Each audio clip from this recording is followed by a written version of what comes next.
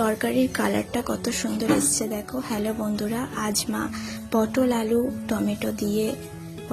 Tomato মাংস দিয়ে একটা তরকারি বানাবে, খুব সুন্দর। সেই জন্য আলুগুলো কেটে নিচ্ছে। এখানে মাংসটা কষাতে দেওয়া হয়ে গেছে। এবার সব সবজিগুলো মাংসের মধ্যে দিয়ে মা ভালো করে কষাচ্ছে দেখো। ভালো করে সব সবজি দিয়ে খুব সময় নিয়ে মাংসটা কষাতে হবে। টমেটো কুচিগুলোও দিয়ে দিচ্ছে মায়ের মধ্যে।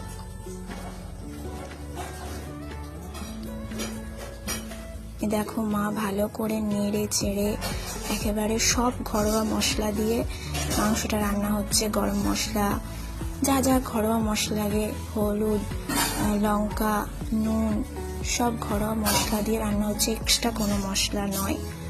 সব কিছু দিয়ে মাংসটা ভালো করে কষিয়ে তার মধ্যে সব সবজিগুলো দিয়ে পটল, আলু, টমেটো দিয়ে ভালো করে মা কষাচ্ছে।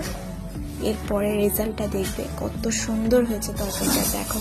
ভালো করে কষিয়ে প্রেসারের সিটি দিয়ে তারপরে হাঁড়ির পাতিলের মধ্যে ঢেলে নিয়েছে। দেখো কত সুন্দর হয়েছে।